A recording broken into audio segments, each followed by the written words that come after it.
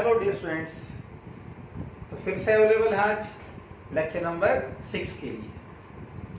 तो अभी तक हमने कूलम्स लॉ पढ़ा, कूलम्स लॉ की हेल्प से चार्ज के यूनिट डिफाइन किए।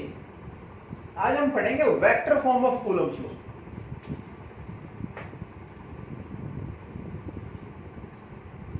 Vector form of Coulomb's law.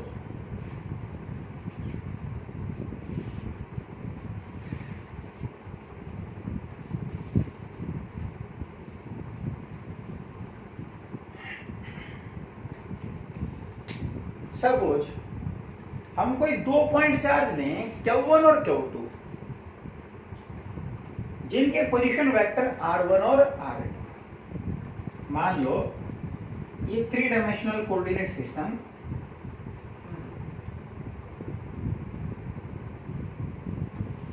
ये ओरिजिन, ये x एक्सिस, y एक्सिस और z एक्सिस।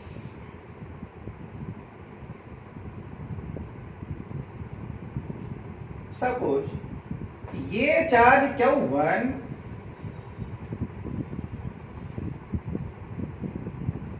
जिसका position vector R1, position vector of charge Q1 is R1, और ये charge Q2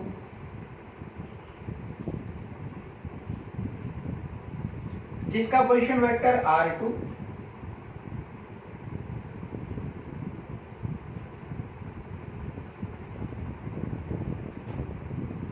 let us consider two charges Q1 and Q2 having position vector R1 and R2. Then they will exert force on each other. Let R1 and R2 are position vector of Q1 and Q2 respectively. Suppose F12, it is a force acting on Q1 due to Q2.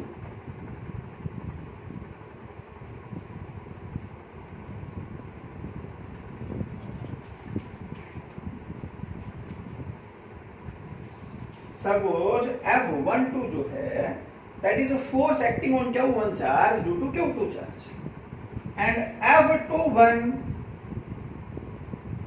is a force acting on Q2 due to Q1। मान लो Q1 पर जो force act करती है Q2 के कारण वो F12, और Q2 पर एक्ट करती है वो F21। ये assumptions है। Then magnitude of both force according to Coulomb's law, this magnitude F12 is equal to magnitude F21. Magnitude F12 is equal to magnitude F21। और कितना? Let us join the position of charge Q1 and Q2। Let this position of charge Q1 is taken A, of charge Q2 is taken B. Then position vector AB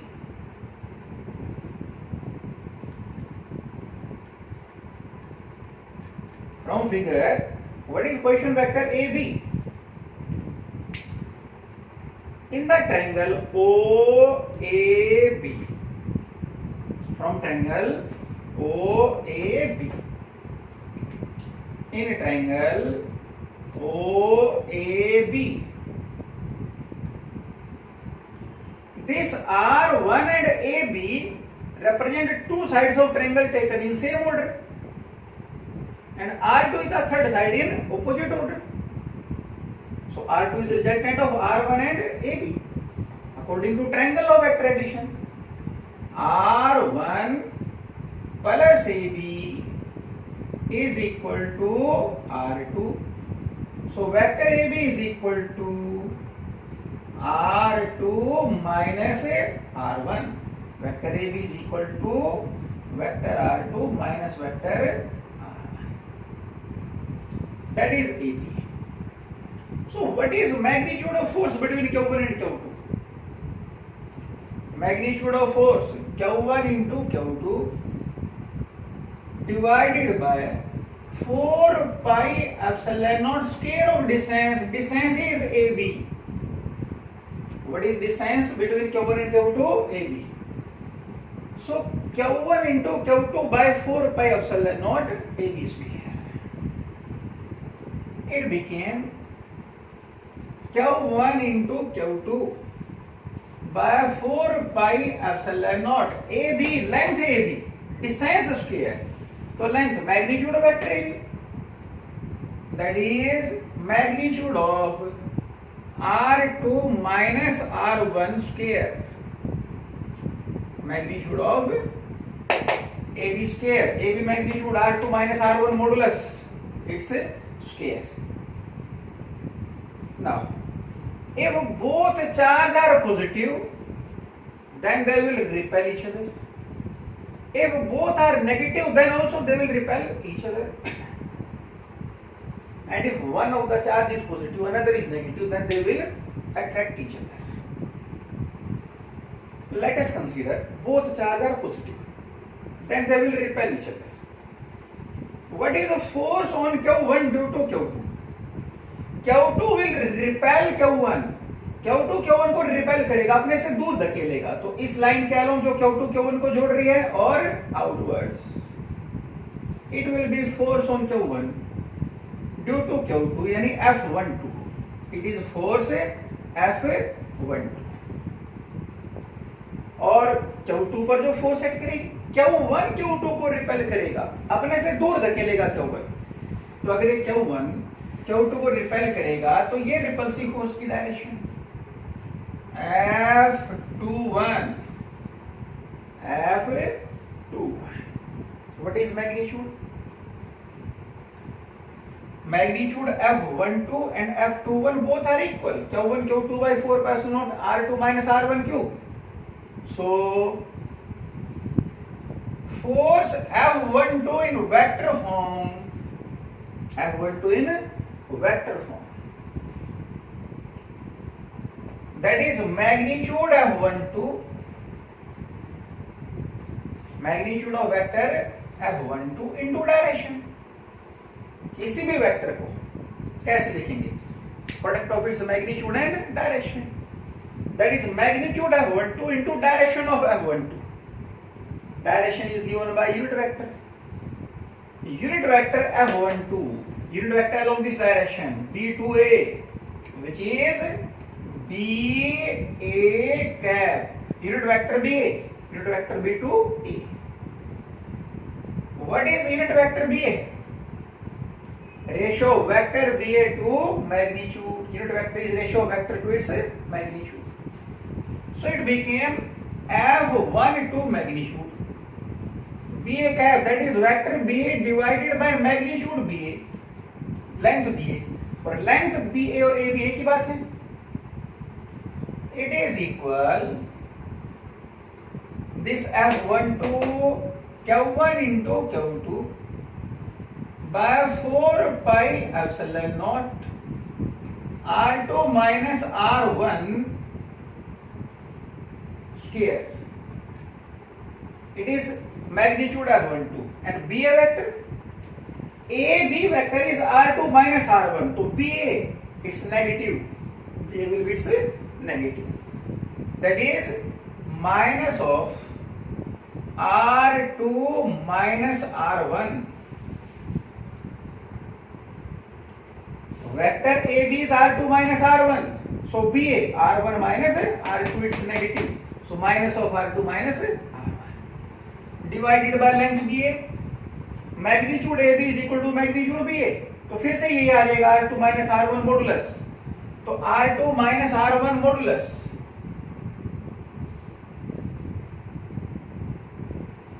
तो ये square था और एक ये power ये आ गई, तो क्या हो गया Q.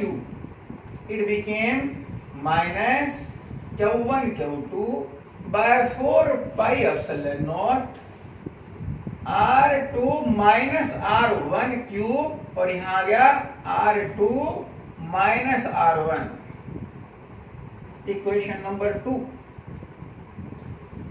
that is F12. It is value of F12. What is F21? F21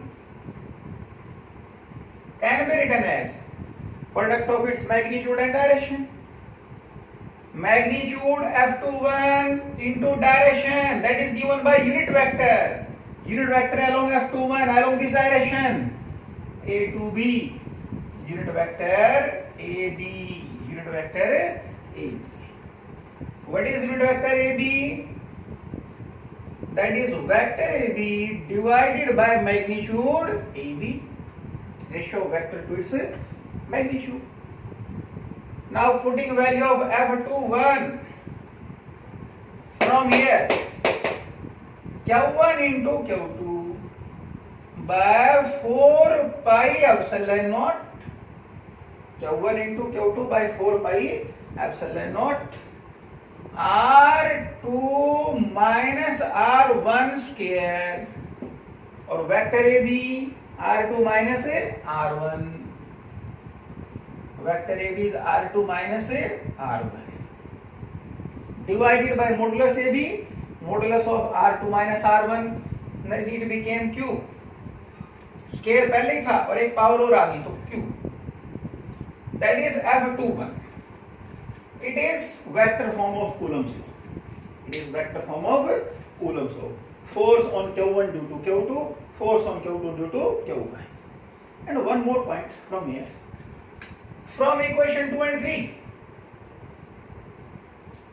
From equation 2 and 3. This F12 vector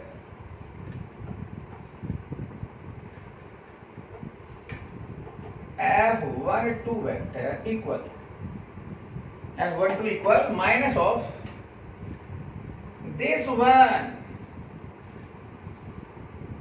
it is F21. ध्यान से देखो, Q1 Q2 R2 minus R1 by 4 pi epsilon naught R2 minus R1 modulus Q, it is F21. So F12 is negative of F21.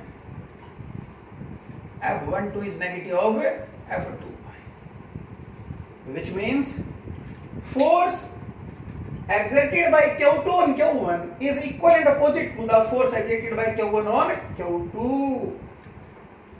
So electrostatic force is a mutual force. Force exerted by body A on B is equal and opposite to the force exerted by B on A. Magnitude of both is equal and direction is opposite. तो अगर examiner आपसे question पूछ ले, prove that Newton's third law of motion is obeyed in the Coulomb's law, तो भी आपको यही prove करना है. There is equal and opposite reaction to every action. जितना फोर्स बॉडी ए बी पर लगाएगा, बदले में बी ए पर उसके इक्वल एंड ओपोजिट एक्ट करेगा. तो बोलो, vector form of Coulomb's law समझ आया? बहुत ही आसान है. अब नेक्स्ट पॉइंट हम पढ़ेंगे, प्रिंसिपल ऑफ सुपरपोजिशन. बड़ा आसान सा पॉइंट है जिसकी न्यूमेरिकल एप्लीकेशंस बहुत हैं, खूब हैं.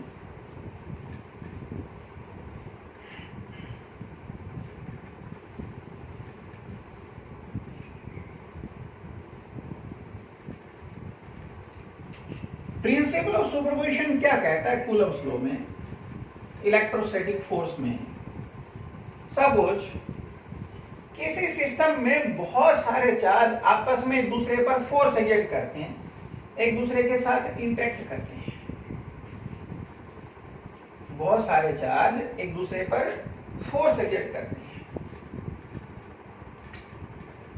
जैसे मान लो ये एक चार्ज Q1 सपोज प्लस, ये एक चार्ज Q2 सपोज माइनस, ये कोई charge Q3 suppose plus, and so on. Let it is a charge Qn. बहुत सारे चार्ज हैं और सभी एक दूसरे पर फोर्स एक्सर्ट कर रहे हैं। अब सपोज हम इस Q1 और Q2 के बीच फोर्स देखें तो जो लाइन इन दोनों को ज्वाइन करेगी इस लाइन के अलोन फोर्स, और ये दोनों अनलाइक नेचर के तो अट्रैक्टिव। Q2 Q1 को अट्रैक्ट करेगा तो ये अपनी तरफ फोर्स एक्सर्ट करेगा। It is a force on Q1 due to Q2 F12।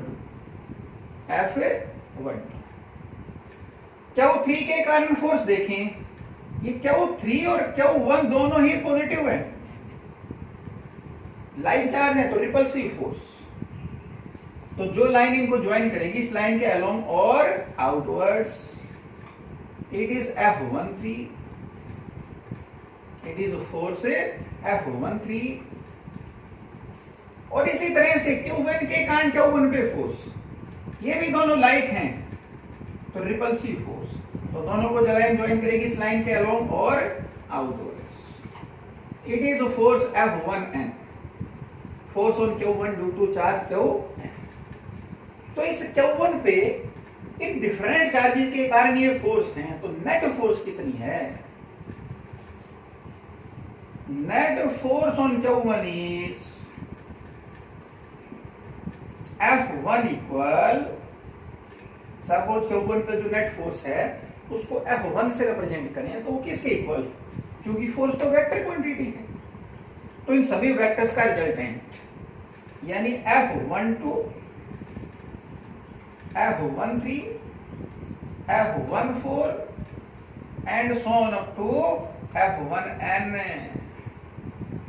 Individual charges ने जितनी भी फोर्स एक्सर्ट की उन सभी फोर्स का वेक्टर सम। कैसा सम है? Vector sum. That is principle of superposition.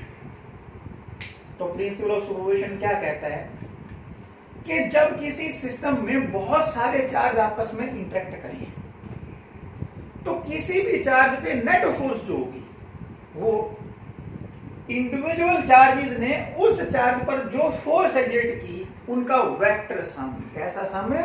Vector sum. तो प्रिंसिपल ऑफ सुपरपोजिशन की स्टेटमेंट कैसे लिखेंगे?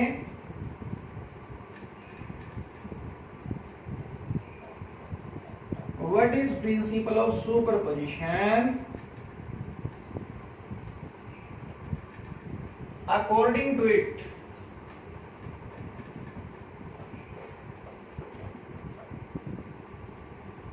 when a number of charges interact with each other,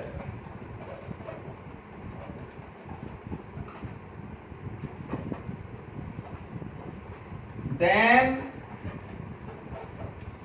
net force experienced by any of the charge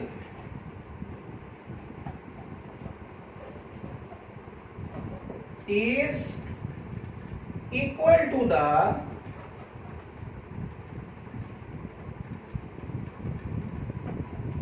vector sum of forces experienced by it due to all individual charges, due to all individual charges. Whenever a number of charges interact with each other, then net electrostatic force experienced by any charge is equal to vector sum of the forces experienced by this charge due to all other charges. That is principle of superposition. जैसे example लिया था कि भाई ये बहुत सारे charge हैं Q1, Q2, Q3, Q4 and so on up to Qn। मान लो ये पॉजिटिव, ये नेगेटिव, ये पॉजिटिव। तो अब इस Q1 पर फोर्स देखें, Q2 के कारण F12, Q3 के कारण F13 और Qn के कारण F1n। तो इस पे नेट फोर्स इन सभी का vector sum F12 vector, F13, F14 and so on up to F1। अब हम vector form of Coulomb's law पे बेस क्वेश्चन करते हैं, यानी कूलम्स लॉ पे बेस क्वेश्चन करते हैं जिसमें हम डायरेक्शंस भी इंक्लूड करेंगे। तो सपोज शुरुआत करते हैं एक आसान से क्वेश्चन से। Let a particle of charge -q, a particle of charge -q is fixed at a point, and another particle of charge plus q2 and mass m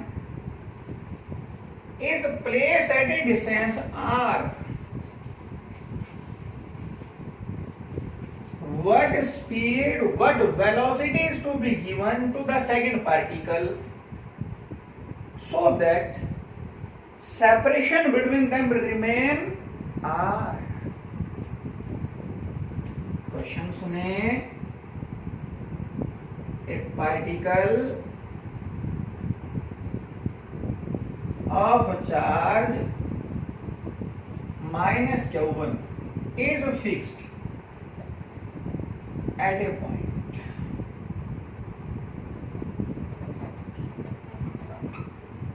and another particle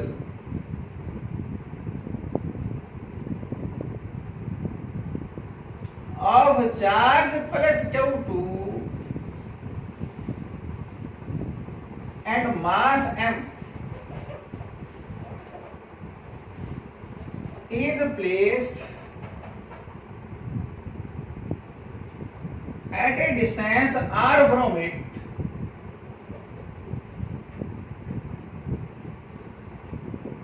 place at a distance r from it.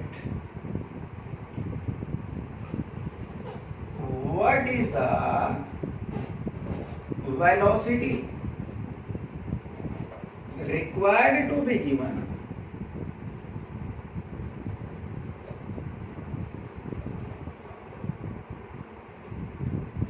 to second particle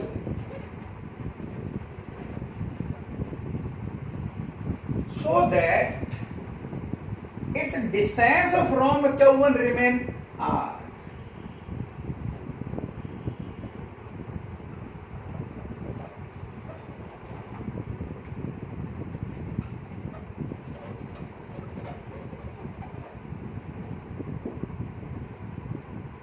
What velocity is to be given to the second particle so that its distance from -q1 remain r? q2 is moving but distance remain r. How can we solve this question? कैसे solve करेंगे question को? देखो question में क्या given है, हमें given है कि ये एक पार्टिकल पॉइंट ए पर जिसका चार्ज -q1 ये फिक्स है।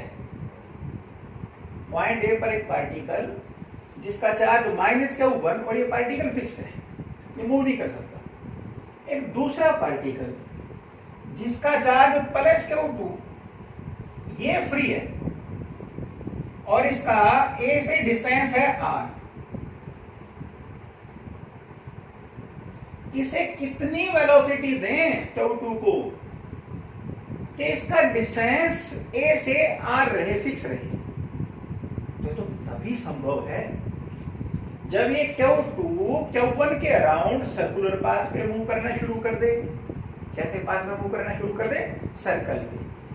अगर ये q2 q1 के अराउंड इस सर्कल पे मूव करे तो अब दोनों के बीच सेपरेशन फिक्स रहेगी, सेपरेशन विल रिमेन कांस्टेंट, और मोशन भी होगा।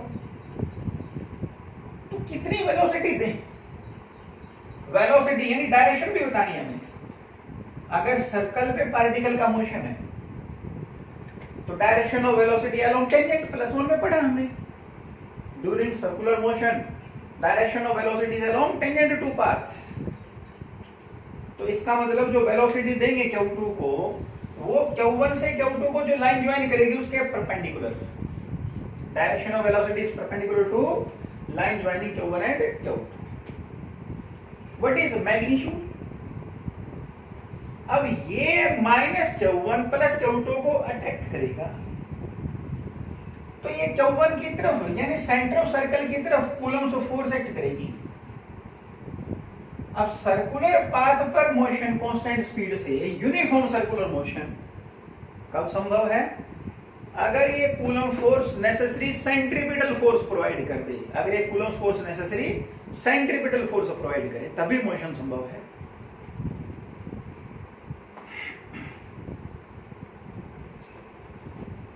Direction of velocity is to be perpendicular to line joining minus Q1 and plus Q2. इन दोनों चार्ज को जो लाइन ज्वाइन करेगी उसके परपेंडिकुलर होनी चाहिए direction. And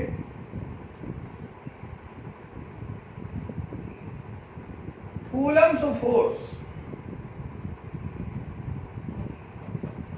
must provide centripetal force. Must provide centripetal force. What is Coulomb's force? Q1 into Q2 by 4 pi epsilon naught r square. कितना Coulomb's force है? Q1 into Q2 by 4 pi epsilon naught r square. What is centripetal force? mv square by r. m मास का particle अगर v speed से r radius के circle पे move करे तो centripetal force mv square by r. 1 r get cancelled. So from here v became Q1 into Q2 by 4 pi epsilon naught rm. It v square. It is a v square. Q1 Q2 by 4 pi epsilon naught rm and v root of this.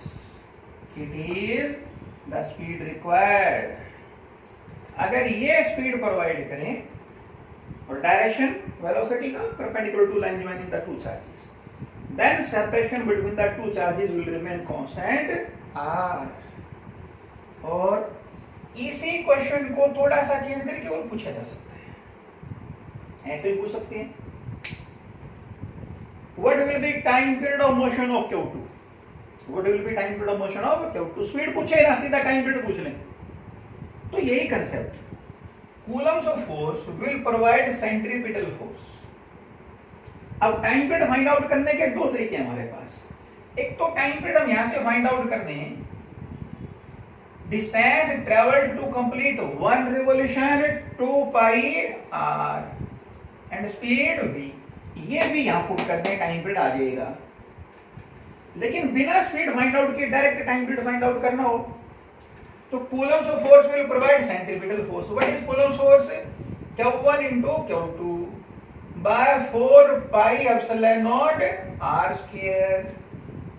Q1 Q2 by 4 pi epsilon naught r square. और centripetal force mr omega square. mr omega square. Angular velocity दे दिया हमने direct. Omega 2 pi by time period. It became omega equal Q1 into Q2 by 4 pi epsilon naught r cube. एक r ये था r square m and its root that is omega and time period 2 pi by omega. Time period is 2 pi by omega. That became 2 pi divided by root of Q1 Q2 into root of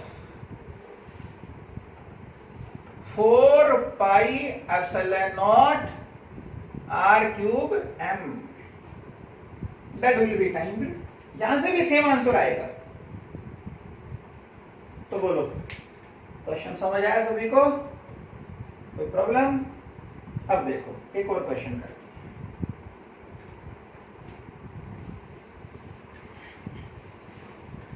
अगर किसी L length के string की help से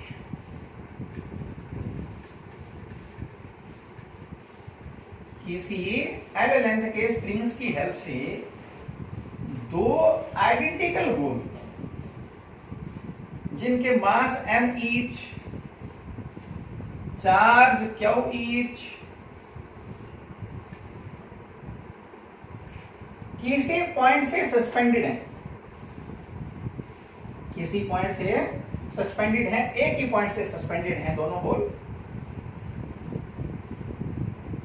और जब equilibrium आता है तो स्ट्रिंग जो हैं उनके बीच एंगल बनता है 60 डिग्री, या फिर यूं कह सकते हैं स्ट्रिंग का वर्टिकल के साथ एंगल बनता है 30 डिग्री। तो बताओ चार्ज क्या है बोल्स का? 2 balls of equal mass small m each are identically charged.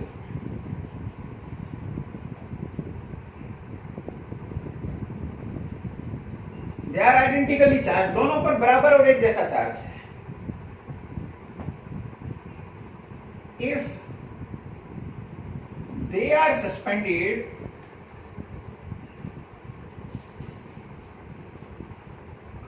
from a point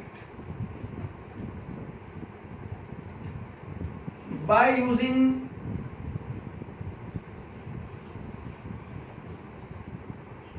strings of length L each, by using strings of length L each, and in equilibrium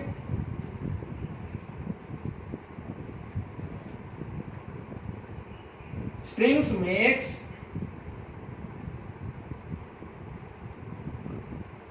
angle 30 degree with vertical.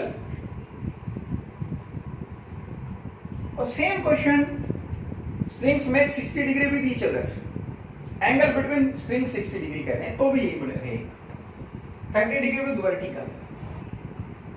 Then find out charge on balls.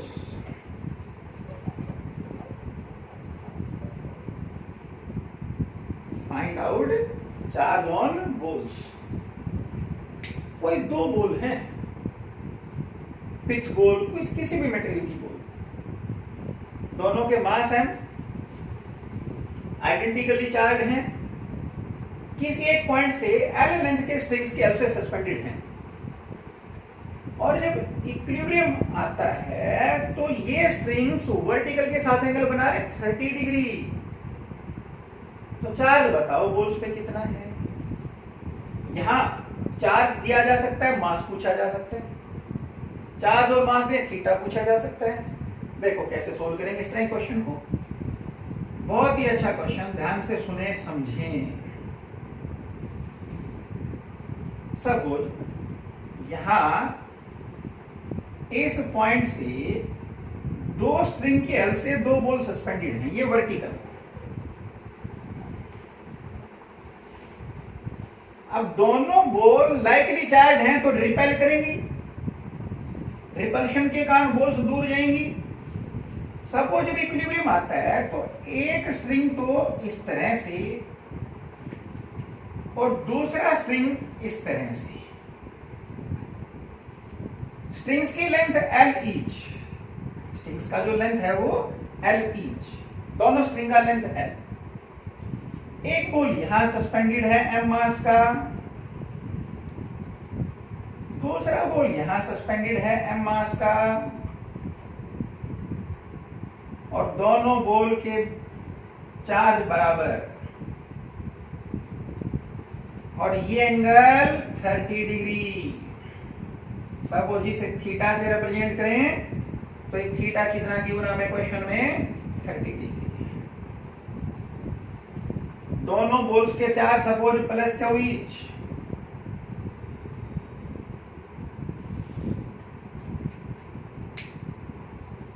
अब charge पूछा है हमसे, क्या वो हमने zoom कर लिया, what is value of Q, question में नहीं गिवन, क्वेश्चन में हमें एम मास गिवन है, स्ट्रिंग्स का लेंथ एल गिवन है और थीटा की वैल्यू 30 डिग्री गिवन है, चार्ज पूछा है। मान लो चार्ज क्या हुआ है, which is unknown, which we want to find out। तो देखो अब इन दोनों बॉल पे डिफरेंट फोर्स कौन कौन एक्ट करेंगी, हम उन फोर्स को कंसीडर करेंगे, फिर इक्विलिब्रियम की कंडीशन अप्लाई करनी। One is the force of gravity, they are suspended। When a body is suspended, force of gravity act vertically downward, तो force of gravity is vertically downward mg। One is the force of gravity acting vertically downward and this force of gravity is mg। Second, Coulomb repulsive force, Coulomb repulsive force along line joining the two charges and outward repulsive है, it is Coulomb's repulsive force। Suppose we represent Fc, Coulomb's repulsive force। And third one is the tension in strings, tension in strings, suppose T, क्योंकि ये mg और coulomb force दोनों पे same है, ये mg vertically downward, ये horizontal, तो tension दोनों स्ट्रिंग में सेम होगी, let it is tension T।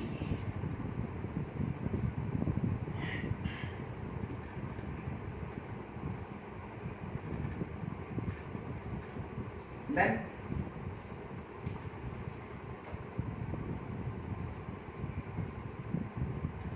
अब दो मेथड है हमारे पास, एक तो डायरेक्टली सोल्व कर दें हम लैम्बिस थ्योरम से, और दूसरे टी को रेक्टेंगुलर कंपाउंड में सोल्व करें।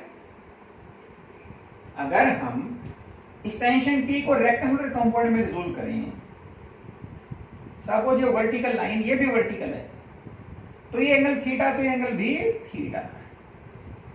इस टी को रेक्टेंगुलर कंपाउंड में रिजोल्व करें, इधर कंपाउंड आ जाएगा टी कॉस थीटा और इधर आ जाएगा T sine theta.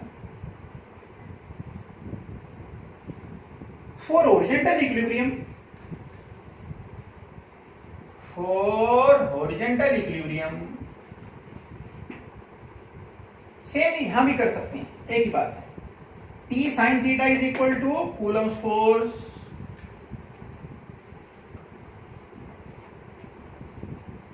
And for vertical equilibrium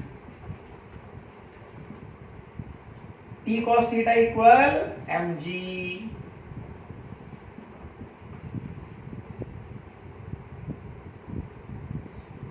Taking ratio of both,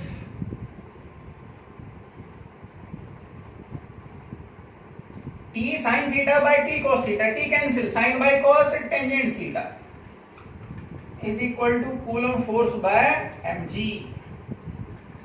Tangent theta is equal to Coulomb force by mg। और लैम्बिस थ्योरम से सोल्व करेंगे तब भी यही आएगा,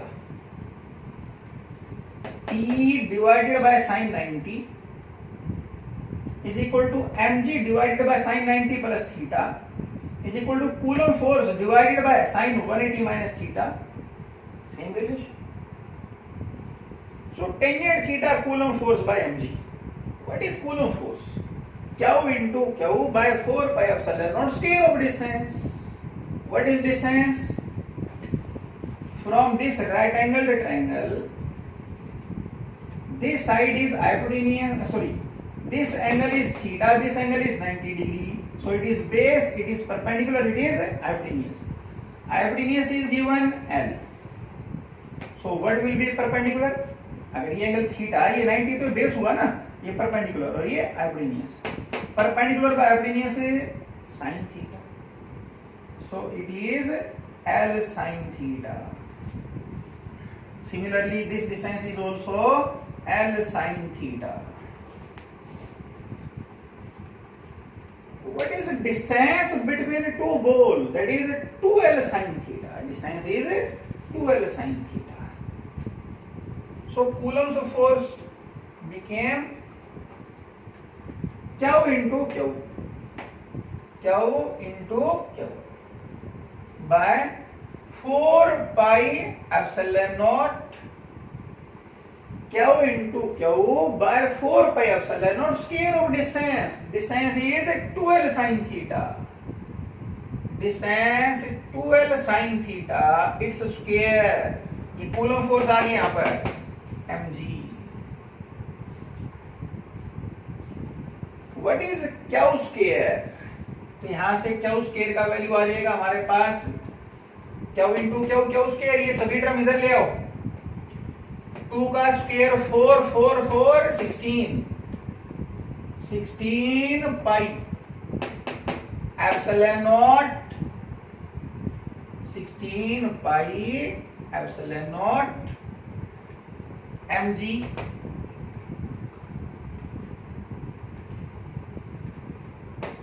L square sin square theta into tan theta. L square sin square theta into tangent theta. From here, Q square became 4 into 4 16 pi epsilon naught mg L square sin square theta into tangent theta. और Q root of this. So Q is equal to root of 16 pi epsilon naught mg L square sin square theta into tangent theta into tangent theta. ये answer आ जाएगा हमारा. तो यहां mass given था, theta given था, charge पूछा था आपसे. चार्ज दे के मास दे के थीटा भी पूछा जा सकता है, चार्ज थीटा दे के मास भी पूछा जा सकता है. उन सभी के लिए इसी तरह से हम क्वेश्चन को सोल्व करेंगे. तो उम्मीद है vector form of Coulomb's law समझ आ रहा होगा आपको. नेक्स्ट लेक्चर में और कुछ प्रॉब्लम्स करेंगे वेक्टर फॉर्म पे बेस्ड. तो नेक्स्ट लेक्चर में मिलते हैं.